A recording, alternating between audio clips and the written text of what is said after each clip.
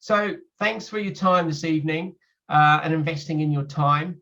What I want to make sure is that for that investment to give you a good return, that you'll get an action-packed hour or so. And what we're going to go through is the 6 steps that's going to give you really good results in your business, how to get massive results, and ultimately build a business that works without you.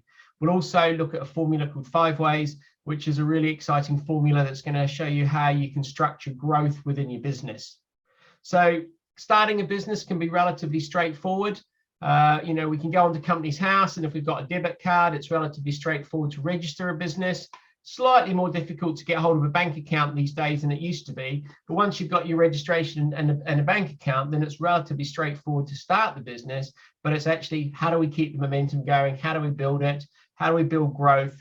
And ultimately, how do we actually convert that into a business where we don't have to turn up? Because if we're turning up to get paid, or for the business to get paid in terms of invoicing for our time or our services, then arguably we've still got a job. So how do we make that transition to enable us for the business to generate money while we're not there? So they're the sort of things we're going to have a look at during the course of this evening.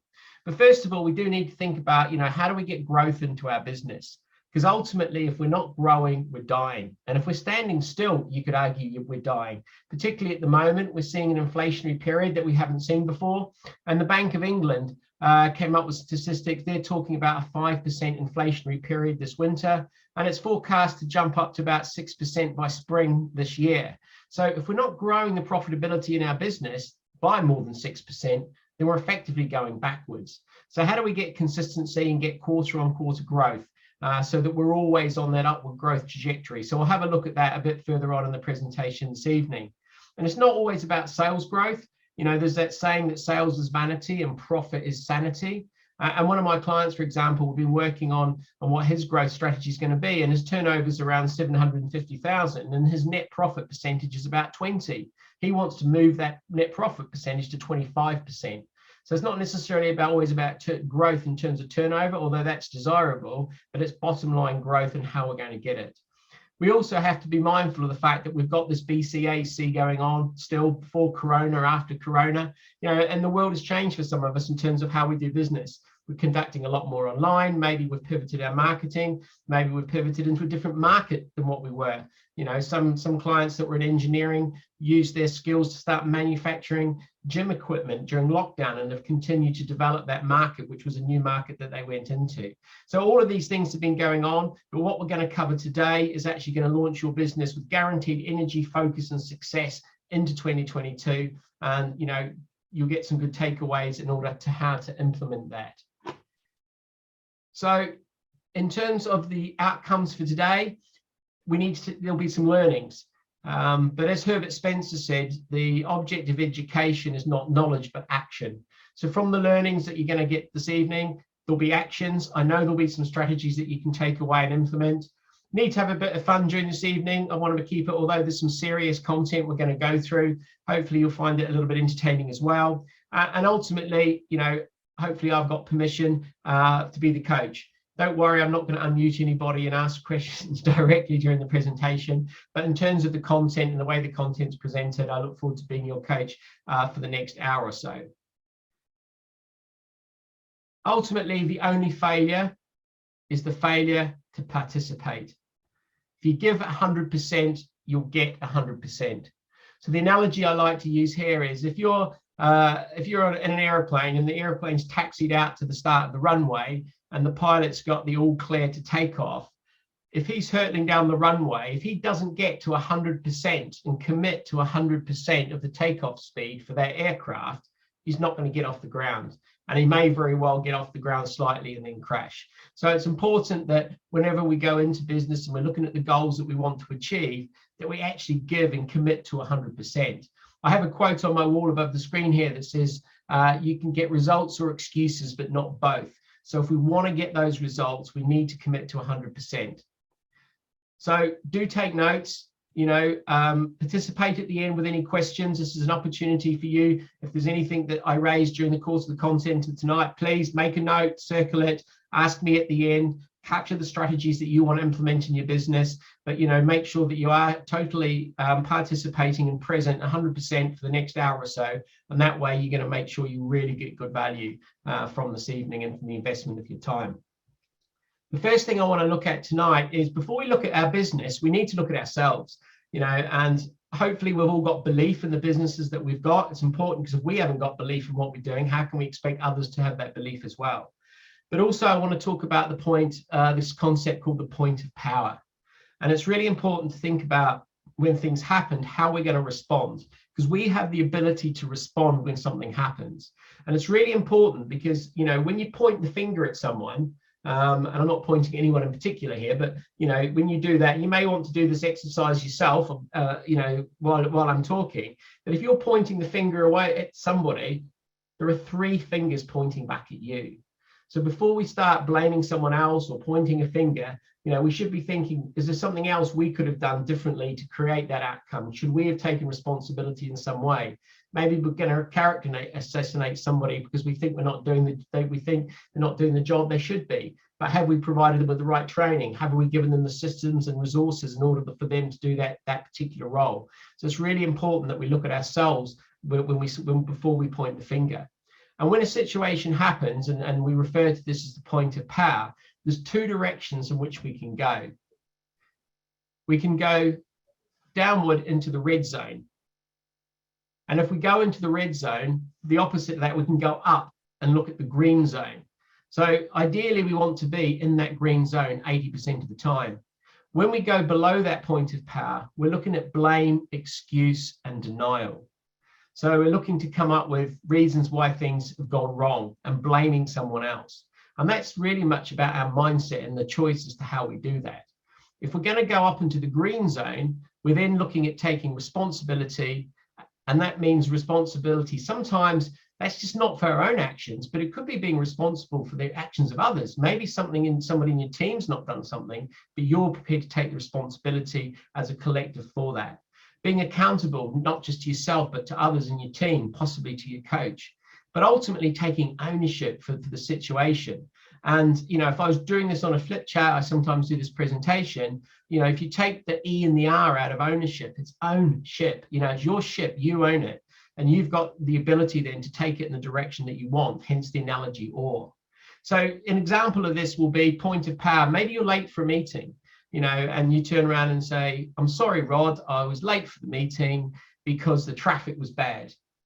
That's your choice. You can make that statement and blame the traffic. Or you could turn around and say, sorry, Rod, I was late for the meeting. I didn't leave early enough this morning. I should have left 10 minutes earlier. I didn't. And that's that mindset and taking that responsibility. So it's important to think about your own mindset around that and those of others. It's something that we hold each other to account to in our team. We're all really strong and picking ourselves up, because people that are successful spend 80% of their time in that green zone. We all go down into the red from time to time, but it's important we recognize if we are blaming or we're coming up with excuses, or the worst situation to be in is denial, that we actually stop it and adjust our thinking and take that responsibility and make sure that we're operating in the green zone. So with that positive mindset and thinking about being above the line with everything, we now move on and we can look at our business. So what is the definition, of a real business? Because as I mentioned earlier, if we have to turn up and we have to do work, even for our business to be invoicing it, so if we're not there for 2 weeks, what happens? If we can't invoice, we're not doing any work, so we don't get paid. So arguably we've still got a job. So what does the definition of a business look like in terms of what we're trying to achieve? So with an action coach, we're looking at a commercial profitable enterprise. So commercial in the sense that it's something that the market wants and desires. Profitable, we're making money. That ultimately works without you. Because if we can get the business into a position where it works without you, if you're not there for 2 weeks, it still continues, it gets sales, it makes money. And that would be an ideal scenario. I think a lot of us starting our own businesses out would like to aspire to. So how do we do that? What processes can we actually look at, or structure, or systems can we put in place in order to achieve that? So within the Action Coach framework, we have this great system called 6 steps. And it's great in the sense that it's relatively simplistic, but it gives you a framework. This has been tested and measured over 28 years. in 80 countries across the world. So, and there's over 1,000 coaches currently in the Action Coach Network. So we're all using this process and getting our customers to follow this in order to build businesses that work without them. So in terms of how this works, you'll see those 6 steps have come onto screen at the moment. And what we're going to do during the course of the next sort of 20 minutes or so, we'll go through each of these in a bit more detail. But mastery is about putting the right foundations into the business. For some businesses, it is about eliminating chaos. It might be a bit fragmented. We're not quite sure what we're doing. Levels of service are a bit fragmented and a bit inconsistent. So mastery is looking at 4 key areas, and we'll go into those in a bit more detail in a minute, which helps eliminate that chaos and give us stability and gives us a really good foundation in order for which we can build the rest of the business on. The next thing we're looking at doing is then, putting in predictable cash flow. So what processes from a marketing point of view have we got in order to get consistency in lead flow, consistency in sales, so that we can get that growth and actually build some predictability quarter on quarter into the business? Because that's really, really important. If we've got erratic sales and we don't know from one month to the next what we're going to be likely to achieve, it makes it very difficult to plan. So once we've got that stability, if we can get some consistency, it makes that a lot easier. Then we need to look at efficiencies. So once we've got the business getting consistent growth, how do we systemize the business? And we'll go into this in a little bit more detail shortly, in order to make things more efficient as the business grows. Then we need to think about the team. When we start off, if we're in business on our own, we start off as a solopreneur and we're doing everything, there's only a limit to the capacity we can do. And as a business grows, then the actual capacity of the business is actually limited to the ability of the team as well. So we need to think about, have we got a consistent process to recruit the right team into the business? Once we've got them, have we got a good structure in terms of the environment for them to operate? And we'll look a bit further on about the keys to a winning team. So how do we get that team functioning and performing as a high performance winning team? Once we've got the team in place, we can then think, right, okay, how do we get synergy in the business? How do we get it working as a well-oiled machine? It might be once it's working, we want to replicate it, maybe open another site, open another office. That's absolutely fine as well. And also, if the team's working well, we can start to think about getting a general manager in place so that the business is then truly starting to run without you. Once you've got systems and a team in place, then the business should be able to continue to a degree without you. Ultimately, by putting a general manager in and running the business for you, then it gives you that true and real ability to step away. It also means, from an owner's point of view, the business is more valuable because it can work without you. I've seen situations with one of my clients where he had a really derisory offer for his business. But the problem was he was still so integral that they had to effectively buy him as part of that deal. So therefore, the business wasn't worth as much.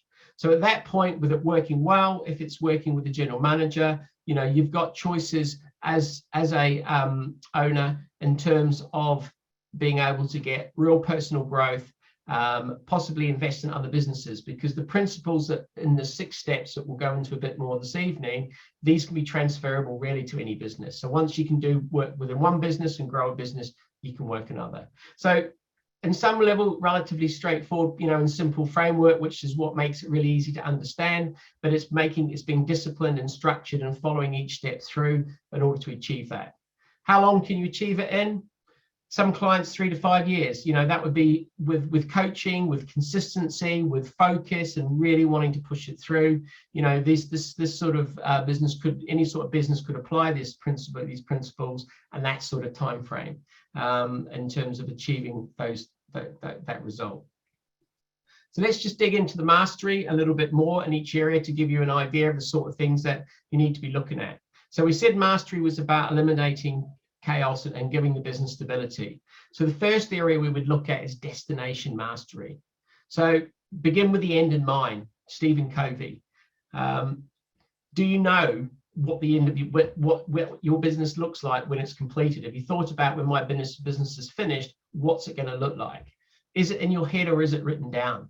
Because if it's not written down and it's just in your head, then arguably it's fantasy. If you think about a ship that's leaving port, it doesn't just leave port and just sort of float into the ocean and see where it ends up. It has a clear idea of where it wants to get to and how it's going to get there in terms of navigational routes. There might be some storms they may have to go around, but ultimately it knows the destination that it's going to get to. We need to sort of apply that principle to our businesses. The other analogy, as you'll see on screen, there is a mountain. So, you know, what is at the top of that mountain? Do you know what the top of your mountain looks like in terms of the vision of where you want to get to? Do you have an idea of your mission? You know, the road that's going to take you to up to that mountain to where that flag is. And also starting to think about culture. You know, who do you want on the team to be there with you when you put that flag in? Who is it you want around you? And starting to think about that as well. So the other things that we talk about when we look at destination with clients is around, do we have a detailed business plan? You know, do we break that down into 90 days in terms of each quarter, what we need to achieve? You know, and also, as I say, thinking about what our business looks like when it's finished. So maybe you want to think about, you know, out of 10, how strongly you'd score yourself. And, you know, if you're scoring yourself 3 or 4, which is not uncommon with a lot of clients when I first start out, you know, what is it that could help you move that score forward? Maybe it's starting to think about what that end goal for the business looks like. Maybe it's starting to put some 10, 5, 3, 1 year plans together. And we have a simple process called a Merlin plan, which looks at a 5-year goal. If anybody's interested, we can talk about that at the end. So destination mastery is really, really important. A good book on this is The E-Myth Revisited by Michael E. Gerber. He talks about your purpose and your destination, and there's some really good learnings around that in that book if you're interested in reading a bit more about it. You see, if we're not clear about where we're going, if we haven't written, if we've left it in our head and it's fantasy, and we haven't got really clearly written down where we want to go, then the chances are your business is probably heading in one of those directions. You know, hopefully it's not far away, but for a lot of people, it's over there somewhere, or you know, they're not sure and it's uncertain. So by doing the planning, getting clarity around our destination, we can eliminate that signpost completely. The other thing we need to avoid is this. So it looks very pretty and bright, and to some extent appealing, but it's a patchwork quilt. And the analogy here is, and I've seen this with some of my clients, is that the businesses have evolved over a period of time to be a patchwork of products, sort of with not quite matching to its level of customers. And if you're not sure whether or not you've got a sort of this patchwork scenario, then what I suggest you do, there's a really good exercise called the magic matrix. And I've done this with one of my clients. And the idea is, across the top of the matrix, put individual columns, the heading of the different products or services that you offer. So this particular client I was working with had 9 different services. So he put those across the top of the spreadsheet. Then down the spreadsheet, he made a list of all his customers. He had about 35, 40 customers. And then he went, right, customer 1 buys product A, product B. Customer 2 buys product A, product C. So you can start to go down the list and tick off which clients are buying which products. So then it's very easy then visually to see where the gaps are. And when he did this, he actually found out that virtually all his clients were buying product A, a handful product B, a couple product C, and although he developed all these other products, nobody was buying them yet. So, you know, it was a case of, well, why is that? And it turned out there was, you know, there hadn't been a lot of marketing. These were just created. Oh, these would be nice to add on, but the reality was nobody was actually buying them. So again, part of that destination and planning is thinking about where are we going, who are we serving, how are we going to get there, what are the products or services that we need in order to deliver the goals that we want. So once we've got some clarity around destination and where we want to go, the next thing we need to think about is money mastery. Ultimately, the language of business is numbers. We need to know what the scores are. And the guy on screen there, you'll see in my slide, is Brad Sugars, who's the founder of Action Coach. He did an interview with Lord Sugar for a conference, an online conference that we did during lockdown just for Action Coach. And Brad Sugars asked Lord Sugar, what would be the one piece of advice that Lord Sugar would give business owners, entrepreneurs? And Lord Sugar was very clear. He just simply said, know your numbers. Ideally, know how much profit you're making every week, but know how much profit you're making. And so it's very, very important that we understand, you know, what the numbers are. We need to budget. We talked about having a business plan and destination. So we do need to set some numbers around what the next 12 months is going to look like. But then we need to be able to understand what those numbers are telling us each month and whether we're on track. So one of the things we need to think about, for example, is things around break-even points. So within a business, we'll have fixed costs. Those are the costs that I like to say, whether you turn the light switch on or not, you have to pay them. So there'll be some wages, there'll be some insurance, you might be paying your accountant, you might be paying for your website hosting. There'll be an amount every month that you'll be paying out as fixed costs, regardless of whether you do any activity. So it's important we understand those. And in this case, it's represented by the red line. We then have variable costs. And variable costs are costs that you incur only when you make a sale.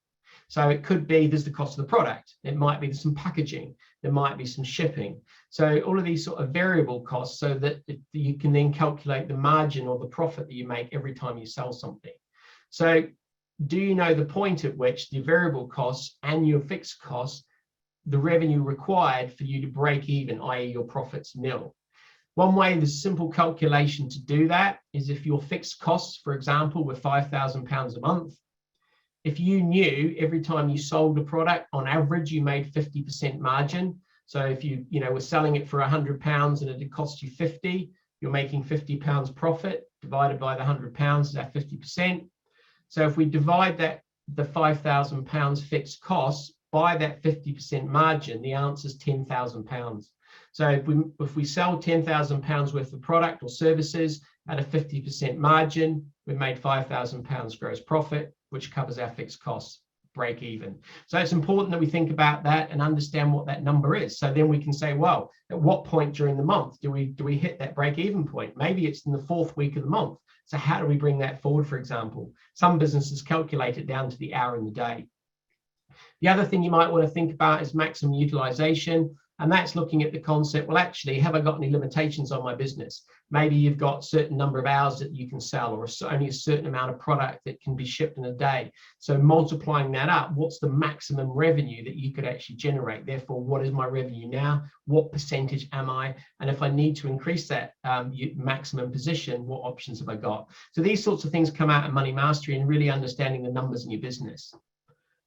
We talked about earlier the idea that profit was, that sales was vanity and profit was sanity. The next part of that statement is cash is king, or some people say cash is reality. So we really need to understand what's going on with the cash in our business, because we can make a profit, and most of us maybe sell on credit terms. So whilst we can sell something for £100 and which cost us 50, we've made £50 profit, until we get paid the £100, then we haven't really realized the cash position. So that £50 profit won't materialize in our bank account until we get paid. So do we understand what's going on with cash? So just quickly, I just wanted to sort of give you an idea of this concept of the cash gap to have a think about. It might be relevant. But the idea is that if we buy something, so we've got stock coming into a warehouse, generally we'll have to pay our supplier on 30 days, which is represented by that 30 days in the payables box on the screen that you can see. If the stock sits in our warehouse for 60 days, then we sell it, and we sell it on terms to our client of 60 days, then we're not going to get paid until day 120, but we've actually paid for the product on day 30. So we've got this 90 days before we get our money, and we've got to run the business. We need to pay ourselves, we need to pay others, we've got fixed costs, we've got overheads to pay. And it doesn't matter whether it's buying stock. It might be that we're doing a project and we're incurring subcontractors' costs. So if we're incurring those, when are we incurring them? When can we invoice our client? When's our client paying us? So it's important to understand what the cash is doing in your business. And at a more granular level, one of the things that I get my clients to do is a cash forecast, cash flow forecast. We need to understand each 13 week is a great cycle to do it on, tie it in with each of your quarters. What's my opening bank balance? What money do I expect to come in and when? What money do I know that's going out and when? And therefore, what my closing bank balance at the end of each week is going to look like. Why is this important? Well, in this example I put together last year, it was just a hypothetical example, but it was to show that if you did this, that you would see in week 2 or 3 that goes negative. So we might have a potential problem and go overdrawn if those receipts and payments track the way they do. I was involved in an engineering business, and we did this exercise. I'd never done it before. And I had to go to the owner and say to him, in 13 weeks, you're going to run out of cash, because I'd never done this level of forecasting. And with 13 weeks, warning that we were about to drop off a cliff and have a major problem, we were able to take action in order to mitigate that situation, which involved some restructuring the business and making some tough decisions. But ultimately, we turned our business around, we stabilized it, and it grew again. So really, really important to understand your numbers in the business, not just how much money I'm making on paper with profit, but what's that doing in my bank account, and monitoring what's happening in terms of the cash flow. So once we've got clarity on our destination, where are we going? We've got clarity on our numbers and we understand how our business is performing. The other area we need to think about is time mastery and our productivity. Really, really important. Otherwise, it may very well be that this quote relates to you. Either you run the day or the day runs you. It's a great quote by Jim Rohn. And you know, how often if you're sitting there thinking, well, most of the time the day runs me, then we need to think about some of what we're doing with our time and how we can actually master our time ourselves, because ultimately time, you know, it's an infinite resource, it carries on. So it's more about self-mastery than time mastery, really. And it's what we do with our time each day and what we do with our time during the week that's going to make a difference to the results that we get in our business. So we have this target, and it's based on some of you may have read 7 Habits of Highly Effective People by Stephen Covey. A really brilliant book on self-development. And he talks about there's 4 different quadrants. So we've put this into a sort of a target concept to have a think about, well, where should I be targeting my time? And when he looks at time, he looks at, right, for when do you get up in the morning to when do you go to bed at night? So, you know, if you get up at 6 o'clock in the morning and you go to bed at 10 o'clock, you've got 16 hours. So it's what am I doing with that 16 hours? Because we have choices during the day as to what we do with that time. And he looks at it like this. So we've got an idea that some of the stuff that we do is not urgent and it's not really that important.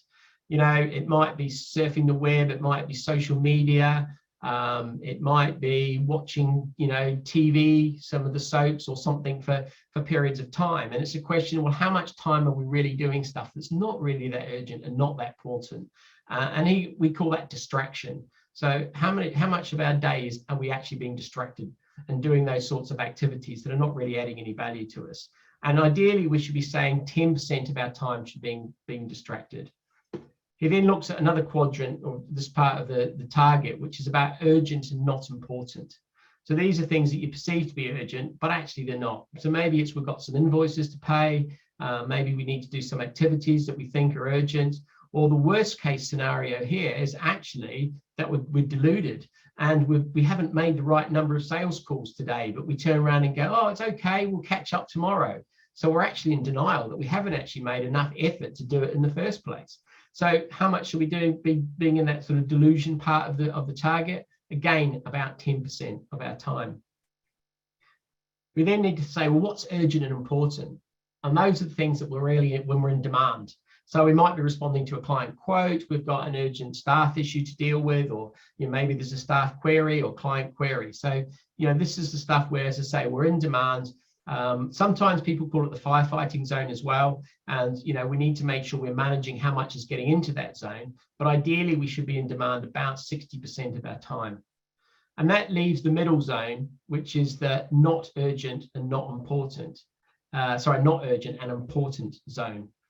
So the reason it's important is this is where we work on the business, and this is where we work on ourselves. So this is how we're going to grow. This is how we're going to create the new future for yourself, for the business, working on relationships, working on that strategic planning.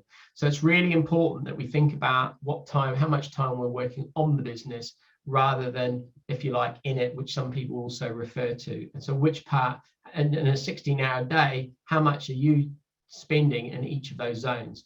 And if you find that you're not spending enough time on the business, maybe it's because you're spending too much time being distracted or deluded rather than actually on that quality time. And if we find we're spending a lot of time doing things that we shouldn't do, then one of the things that we can think about is delegating. And it's really important that before we delegate, that, you know, we need to find that 4 or 5 hours a week on the business. And that's a non-negotiable with my clients. We need to say, how do we do that? And in order to do that, it's really important that we analyze where our time's going. I had one of my clients say to me in our session last week, my goal for this quarter is to work more time on the business. I said, okay, great goal. What do you mean by more on the business? how much time are you spending now? So how do we know how much time we need to increase it by in order to quantify that goal? So there was sort of this stunned silence. So at the moment, there's a time log going on, and we've started that process.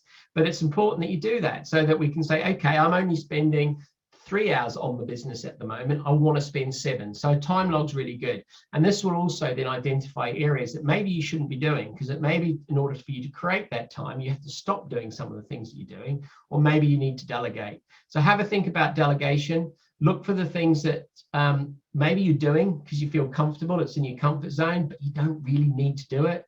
And then let go, because it's much sometimes for business owners, it's as much about letting go as it is about developing the team. But when we delegate, we need to delegate properly and not abdicate.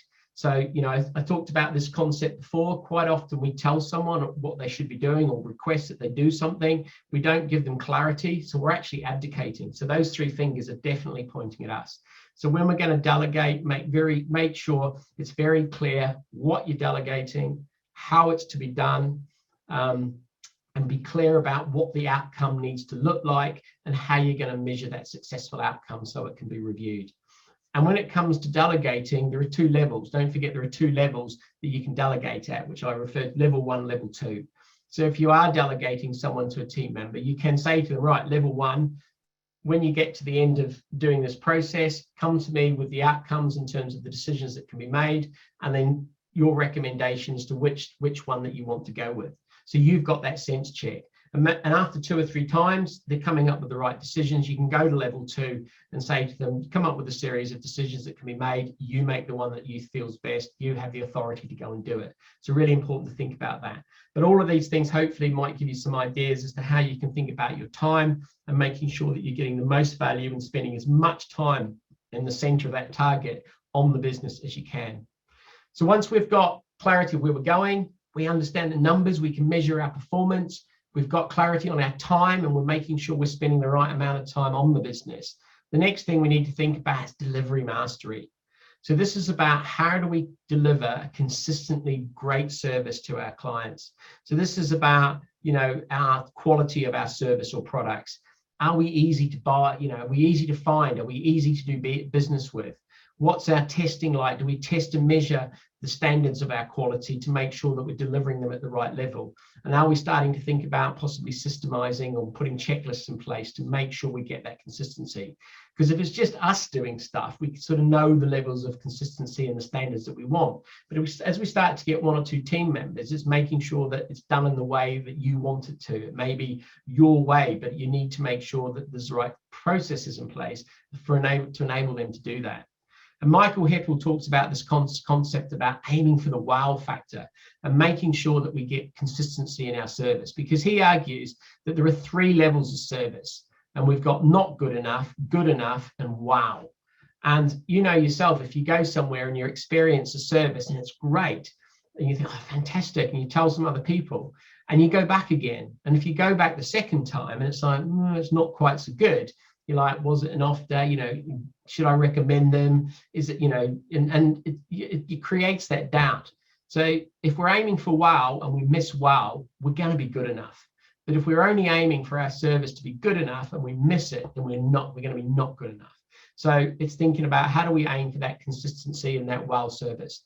And rather than having this sort of erratic levels of quality and performance, we're almost better to have a consistent lower level of service that's consistent and look to raise it than have these peaks and troughs. So one of the things I mentioned there, you know, thinking about some systems and processes, one of the things you might want to take away from today, and I've been working on a couple of clients with this because they wanted to go away on holiday, and a lot of their processes, a bit like their business plans at the time, which are now on paper, were still in their head. So it's like, how do you expect people when you're away to follow the things you want to do if you haven't documented it? So checklists are a great way to do this. And if you want to learn a bit more about, read a bit more about checklists, the Checklist Manifesto by Atul Gawande is a great book where he looks at the processes, not just in business, but in aviation and hospitals, that the importance that checklists make. And one of the takeaways from reading this book was, for me, was the fact that you can improve the quality of your outcomes without improving skill. with using checklists. So sometimes it's just following a series of steps are far more important to get great outcomes necessarily than actually having great levels of skill. So have a think about, if you're doing things consistently, are you starting to document them? If there's a certain way you want things done, start to put those in place. And if you need to, put checklists in place. Because ultimately, this is the journey that you're taking your clients on. Whether we're selling products or selling a service, what we've got is this ladder of loyalty concept.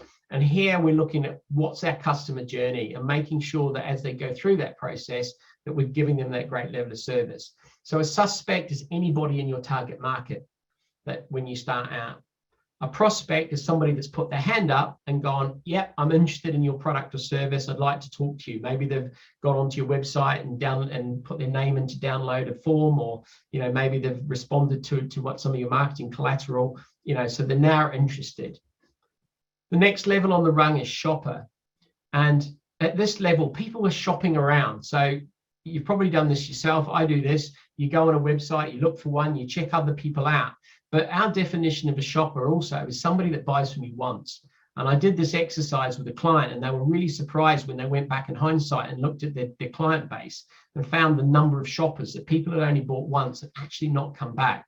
Because to move up to the next level and become a customer, then they're buying from you more than once. So now they're accustomed to buying from you. So it's really important to do this. And one of my clients has actually implemented the structure into their database in terms of their CRM. So they actually categorize on a regular basis. So they know how many they've got of each of this category. But once somebody's buying from you, if we want to create a sense of belonging or move them to a member. So this is where we can start to maybe have VIP clubs, looking at our top clients and maybe bring them together for a seminar or an exhibition, and creating more of a sense of belonging. An advocate is somebody that then will refer you. But normally an advocate is someone, if you ring them and say, oh, can you do a reference for me? Or can you help me, you know, act as a testimonial for this client?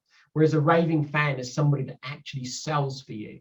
So what are your processes like in terms of delivery? How many raving fans are you creating? Because if you can create raving fans that sell for you, then it just makes life so much easier in terms of getting good quality leads into your business. So hopefully that's giving you some really good ideas around that mastery at the foundations of the business, and making sure that we've actually created, you know, a commercial enterprise, and that actually you've got that eliminated that chaos, and you've got a really sound foundation. We know where we're going. We're on top of our time. We've got the numbers in place to measure where we're going, and we're now delivering a really great, consistent service. What's the next step? So now we need to move into niche and get that predictable cash flow. So with an action coach, our definition of niche is somewhere where you've got an ultimately no price competition. If you can create that situation where you've got no price competition, then, you know, you've got a really strong position in the market. I worked with a guy who used to sell books on Amazon, and, you know, I don't know if anybody's sort of sold products or aware of anybody that's selling on Amazon, but they're the complete opposite of niche, because you've got your competitors and they've all got software that monitor each other. So as soon as somebody drops their price, the software goes, oh, that bookshop's dropped its price, we'll drop ours, and automatically does it for you. So in that case, it's incredibly price competitive. And if you're in a price competitive situation, there's lots of comparison going on. So, you know, if you can create a market for which we're really, perhaps we're the only one in that market or can dominate that market, ideally that creates a really strong niche. But it's important to think about, where do we operate? What is our point of difference? And can we create that situation? In which case it gives us real strength. So how do we create that niche? So one of the things is to think about, how do we stand out? What makes us different? How can we dare to be different from some of our competitors? And the analogy I like to use is that if you're driving down the road and you look in a field, and there's the sheep in the field, you go, that's not particularly exciting. It's just a field of sheep. You know, there's nothing to really get too excited about that. If you're driving down, you know, the M1 and you look in that same field 2 days later, and there's a giraffe wandering across the middle of the field, you'd be like, wow, where's that giraffe come from? You know, my God, what on earth's that doing there? So my analogy and my challenge to clients is, so how do you become that giraffe?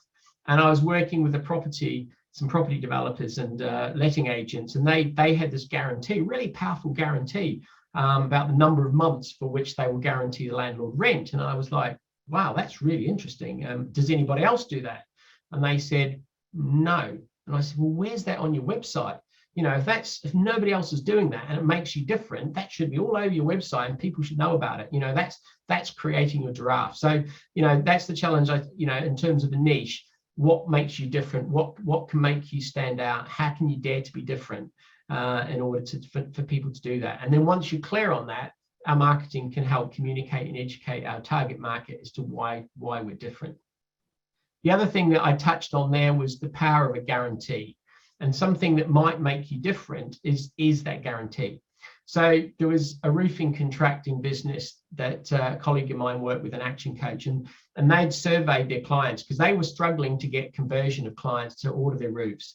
And they were finding they were having to discount. So instead of £5,000 order value, which it should be, it was £3,000. And even then, their conversion rate wasn't great. So they surveyed their clients, and their clients said, well, you always turn up late, you're never on time, you guys are always shoddily dressed, and they swear on site. And when you leave, you know, the place is a mess, to be honest. So they put together a guarantee that quite simply then said, we guarantee we'll turn up on time, we'll always be appropriately dressed, we won't swear on site, and when we leave, your property will be as tidy or tidier than when we arrived. And if we breach any of these, then you can choose your own roofing contractor to finish the job at our expense. So really powerful. Spoke to the subcontractors, said, we'll pay you guys a bit more, but ultimately, if you breach any of these terms, then you won't get paid. The reality was then, they went back to £5,000 and their conversion rate went from 20% to 40%. So incredibly powerful. Nobody else was offering it. There was a point of differentiation, if you like, they became the giraffe in their local market because of that guarantee, and it improved their business. So, you know, sometimes it's worth asking the question, what can you confidently guarantee in your business in order to get, you know, to improve that? You know, with an action coach, for one-to-one coaching, we give a guarantee either 6 or 12 months, depending on which program you're in, that we can get the results to recover our investment, which gives us a point of difference in a very crowded business coaching market. So again, it's worth having a think about it. Is there anything there that you might be able to guarantee? Ultimately, one of the things that I definitely want you to take away and write on your notepad and circle, you know, if you don't take anything else away today or from this evening's webinar, is test and measure. Really, really important that we test and measure, particularly when it comes to things like marketing. 80% of marketing doesn't work. So let's try something. Let's set out the goals that we expect to get, and let's measure it. And if it's not working, then we need to stop it and try something different. But even across the business, whether it's a new system, we can put a new system in place and test and measure. And I'll refer to this again when we talk about leverage and efficiencies. But certainly when it comes to our marketing strategies and things that we're doing to generate new business, let's make sure we've got test and measure processes in place. So if we're going to instigate a campaign, maybe it's SEO, we're putting so much a month, how much are we investing, what lead flow we're getting, how many of those are converting into sales, so we can work out whether it's worth continuing. So many businesses fail to test and measure accurately. One of my colleagues, again, it was a London client, had a hairdresser. They were actually advertising in cinema. So the guy thought it was great. There it was, his salon, and he was there on the big screen, and it was costing him it was nearly £200,000 or £300,000 a year, and to advertise, to put the film together and advertise at the cinema. And when they actually went back and tried to trace how many leads had directly come from that advertisement, the answer was 0, and he'd done it for 3 years. So really important that we implement test and measure, particularly into our sales and marketing strategies. But as I say, we'll talk about widely across the business.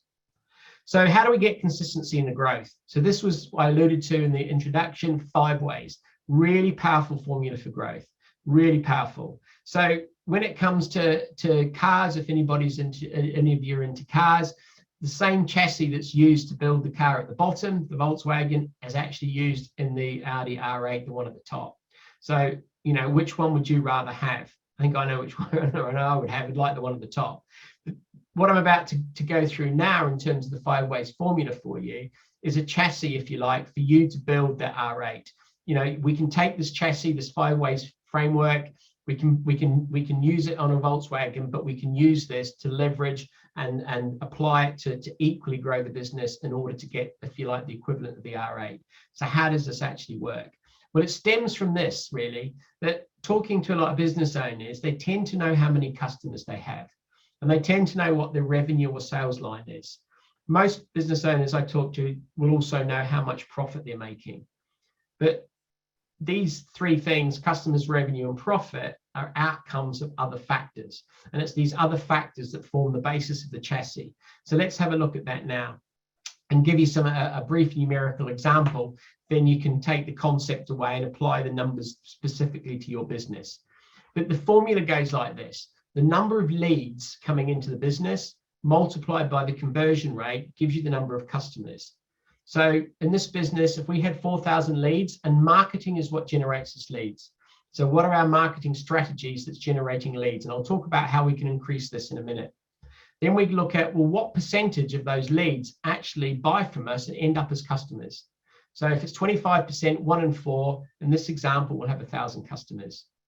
On average, how many times a year do people spend with us? So if they come back on average twice, and on average, how much do they spend with us? Let's say it's £100, then we'll end up with £200,000 sales or revenue in this business. If we're then making a 25% margin, then we're making £50,000 profit. So what happens if we look at each of those blue areas and say, let's put strategies in place to increase each of these areas? So if we just go with 10%, which I think most people would go, well, actually, that doesn't sound unrealistic. So how do we increase the number of leads in our business? So it might be, for example, you've got a website. So how many leads is your website generating at the moment? Do you know how much traffic you're getting? Have you got somewhere to capture people's information when you land on that, when they land on your website, in order for them to become a lead? They've got the opportunity to express an interest. Maybe you need to spend some SEO. Maybe it's pay-per-click. Maybe networking. Networking and maybe a strategy that you're using at the moment. If it's not generating enough leads, are you going to the right events? Do you need to go to more events? Maybe you want to look at other forms of advertising. Maybe there's certain magazines if you're advertising for a certain target market. Maybe if your market is, perhaps the retired, you need to look at something like Saga to advertise in. So it's thinking about those different strategies that you've got and how can you increase that lead flow into the business. Maybe there's some digital marketing strategies around email campaigns or e-shots. Maybe it's bold calling, which is where we sort of use that, which is knocking on, literally going around an industrial estate and actually, knocking on people's doors and introducing yourself in terms of, the opportunities of what the services that you offer. So have a think about, what things you could be doing to increase those lead strategies. And we have within the Action Coach Toolbox around 300 strategies spread across each of these blue areas. So there's plenty of ideas as to how to do that. The next thing is to look at our sales process and our conversion rate. How can we improve our conversion rate? Sometimes just monitoring your conversion rate that goes up, but it could be that you need to document your sales process. What does the journey look like? Looking at scripts. So can we actually, have, and it's not to read those scripts robotically, but it's coming up with a series of questions and an order that you need to answer that's going to give you a better rate of success. Testimonials are a great way to increase conversion rates. If you haven't already got social proof from people of your own customers, it's a great, go and get them. Video is even more powerful than written in order to increase that. The other thing we talked about a couple of slides back, guarantees. Guarantees are a great way to increase conversion rate. So now we've got 1,200 customers. So how do we increase the number of transactions? Because if we can get repeat business from our existing clients, we're not having to spend the same level of marketing because we've already acquired them as a customer. So here's, we talked about membership. So creating a VIP club, looking at multiple buys. If you go into the coffee, go into Nero, there are other coffee houses available as well. You used to get the cards with the stamps, and once you stamp once you got the 10th stamp, you then got the next cup of coffee free. Why were they doing that? Because they want you to come back and increase the number of transactions. So again, it's asking that question, how can I get people coming back and actually buying more times from me? And when they do come back, how do we increase that average sale value? So it might be that you can bundle products and do it that way. It might be that you actually offer some more expensive products. It may be that you've only got a narrow range of services at a certain price. If we extend that range and have in our shop window something that's more expensive, people might buy it. Starbucks in the US sell their coffee machines, $10,000 US. But there will be a small number of people that go into a Starbucks and go, I love that coffee, I'm going to buy one of the machines that it actually came out of. So by not offering it, you haven't got the opportunity. So again, it's looking at the products and the service that you're offering. It might be that you just need to do a price increase. 60 to 70% of purchasing is based on emotion. So it's only 20%, around about 20 to 30% is around the sensitivity of logic and price. So quite often the price increase and not doing it is our own head trash, and not actually those that our clients or customers, in terms of not wanting to accept it. So again, it's looking at that, and is there an opportunity? Because we could be leaving margin on the table, money on the table for us by not putting our prices up. So now, by multiplying those through, we're actually up to £292,000 revenue, so 46% increase.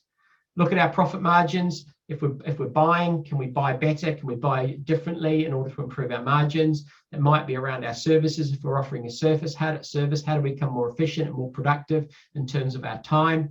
And then if we can get that 10% improvement in profit, you can see now we've actually got a 61% increase in the bottom line profitability of this business.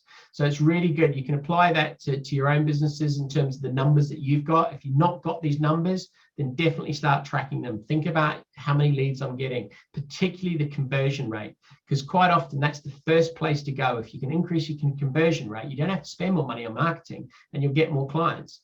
So you can see that from that formula there. So have a think about those sort of numbers. If you want to, you can work it backwards. If I want a profit of 120,000, what would what does these numbers need to look like? And just to show you the ultimate power of this formula, and also around mindset, I guess we talked about being above and below the point of power. But if we're going to double everything, let's just say, right, 10%, let's just double everything. I won't get you to put numbers in the box tonight, but you may want to have a mental guess as to what that profitability looked like.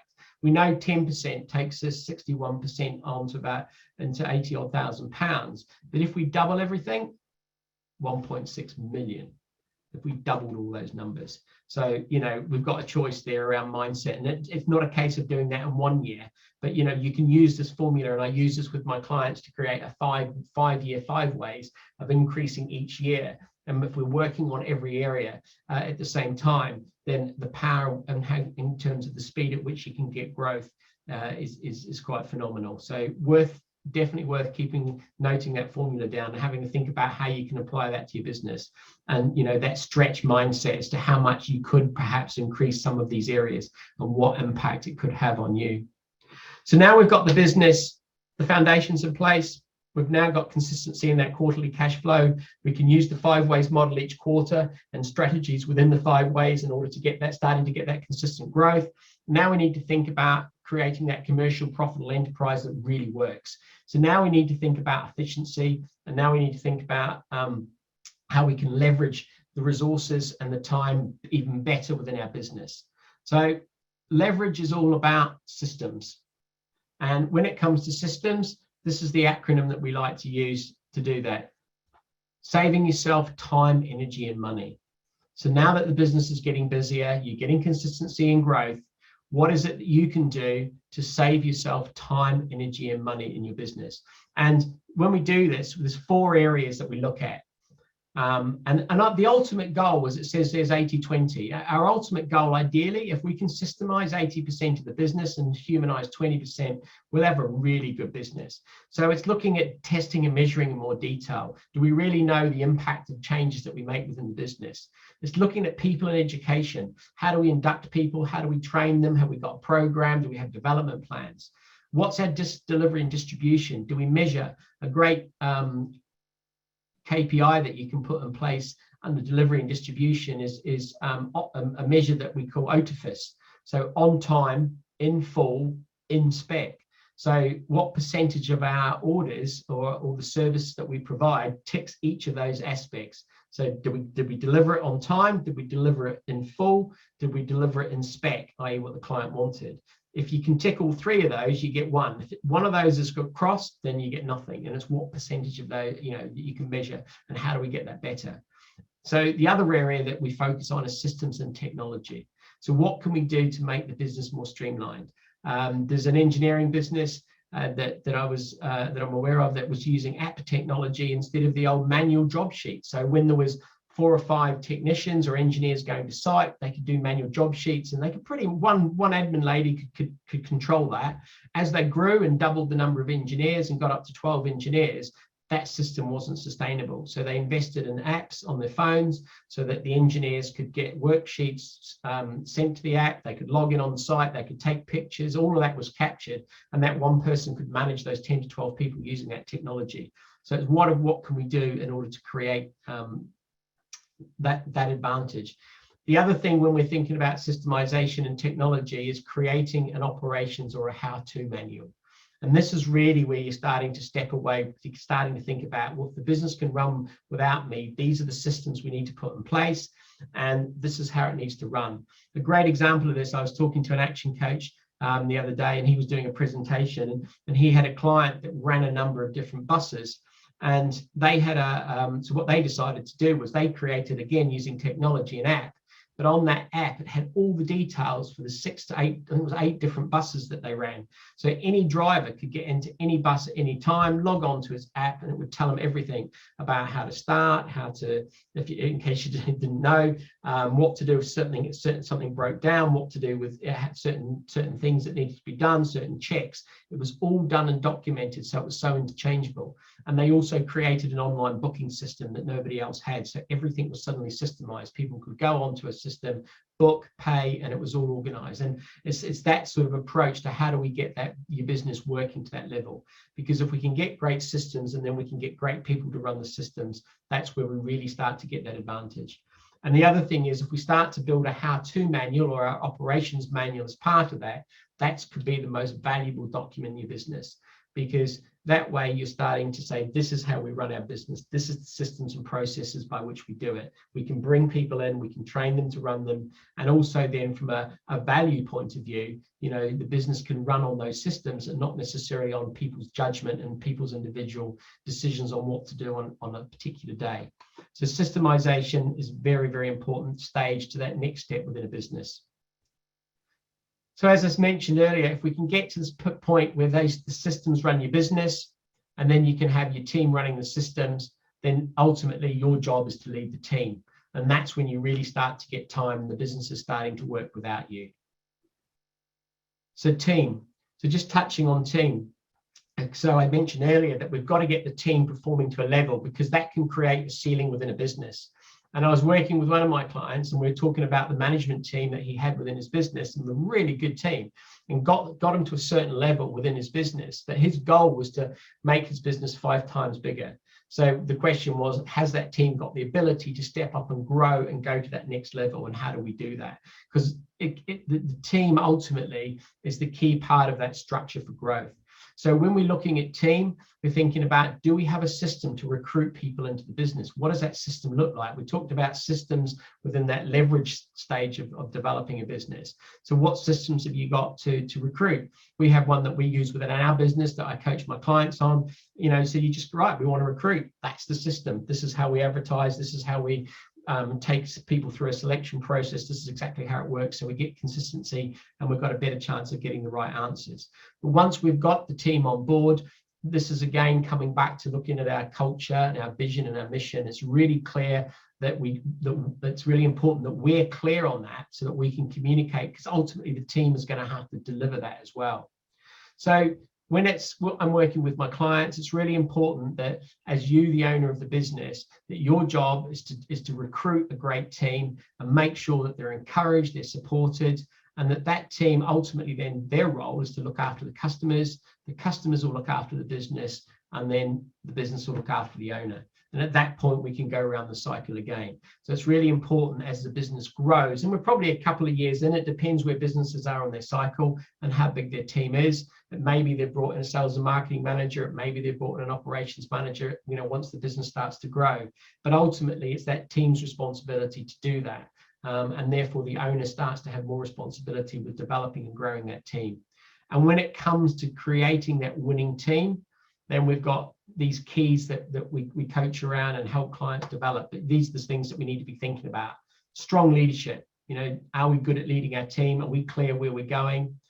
Is there a common goal that everybody's trying to work towards? Do they know what that common goal is? And have they had input into creating that goal? Because if they've had input into creating that goal, they're more likely to align themselves to it. We also look at the rules of the game. So as a team, how we're going to operate. You know, at a sporting level, I heard Sir Clive Woodward give a presentation. You know, the England rugby team, one of their rules of the game for them was that you were never late for a meeting.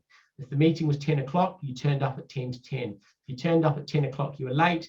If you turned up at 30 seconds past 10, the door was locked and you were out of the meeting.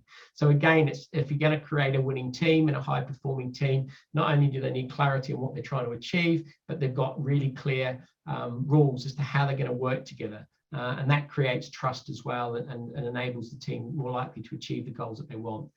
Clear action plan. We need to know what we need to be doing and when we're going to be doing it.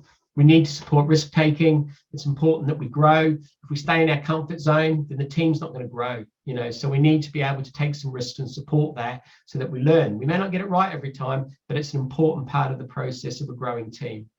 We need to get everybody involved. There needs to be 100% inclusion and involvement.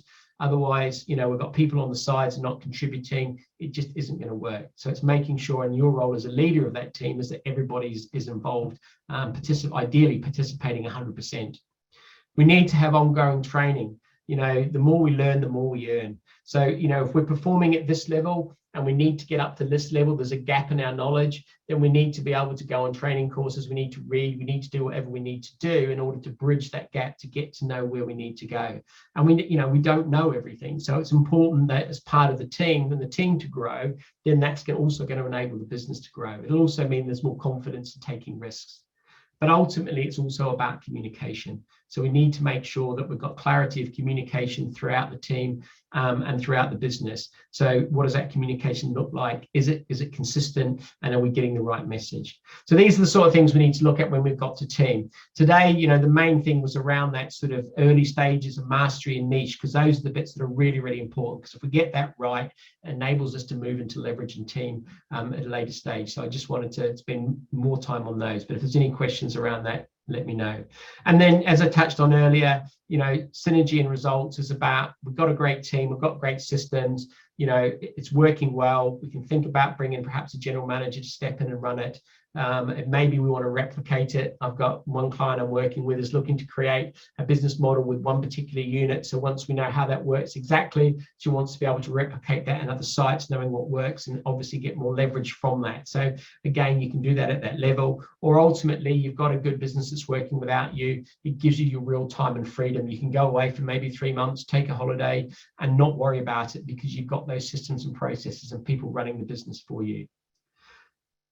Ultimately, though, what last thing just before we finish up and take some questions is thinking about this concept of the formula for change.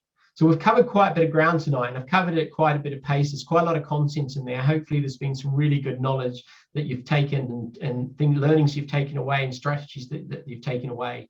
And we talked about mindset, and before we dealt with our business, we need to deal with ourselves. And ultimately, part of that may be that we need to change. You know, maybe there's stuff that we're going, well, I'm not quite sure about that. I've got a level of resistance and I don't really want to change. So have a think about this. This is a concept we call the formula for change. And it works like this. And it works backwards. So if you've got a level of resistance, maybe you haven't thought planning's been that great. Maybe there's you think, oh, I'm getting by, it's okay. Why do I really need to do a 5-year plan and think about a business plan? So there's quite a high level of resistance there. So, the first steps of overcoming that resistance, well, come and see me, let's work on a business plan, whatever, the first steps are to create the plan, is to get it out of your head onto paper. We talked about it earlier. If it's in your head and not documented, then it's actually fantasy. But the other thing to look about is what's in those brackets. So if you can see the vision of what it's going to look like with the plan, so hopefully from talking about some of the things we talked about in destination mastery tonight, for example, you can now see, well, actually, if I create a plan, I understand where I'm going, I've got a much better chance of achieving the things I want in life. And also then there's a level of dissatisfaction. Well, actually, I'm not really that happy now that I haven't got a plan. So if we can create that, and we can create that change, there's some dissatisfaction, there's clarity of now where you can get to, what the first steps are, you can overcome that resistance and make that change. It's very similar to the point of power. You can decide where you want to be with this. And if you can see that clarity now, move things forward, then hopefully we can overcome that resistance, and that, you won't go back to the way you were, and then there is an ability to change and move things forward. Because ultimately, Attitude drives actions, and we talked about the point of power, and we talked about taking responsibility, ownership, and accountability. Actions drive results. You know, we've talked about the 5 ways formula, the 6 steps process as an ultimate framework for building your business, the 5 ways for getting some strategies and actions to drive the growth in your business. And ultimately, results drive lifestyles. And one of the strap lines that we use with an action coach is being in business should give you more life. So this gives you the structure to do it. So never wish life were easier, wish that you were better. Jim Rohn is the guy on screen there. Some brilliant quotes. I've used a couple of his tonight. He then goes on to say, work harder on yourself than you do on your job. So it's really important that you think about where you are with that point of power, that if you want to change, you're prepared to make the effort to do it, create that vision, look at what the first steps are, overcome that resistance. So thank you for your attention tonight. It's been really good. We're going to end the session in a few seconds, and we'll take some questions. Happy to get you on screen, or just, you know, you can unmute yourself. We are doing one-to-one complimentary sessions. So the team, Gail or Danny, will be in touch. Probably Gail will be in touch with you over the next couple of days. And I'm more than happy to do a one-to-one complimentary session with you to see how you can grow your business as for your investment in the time tonight. So thank you once again. Hopefully there's been some really good actions and some moments where you've gone, yeah, there's some real stuff I can implement, and you've got some things circled to do, to take away and implement tonight.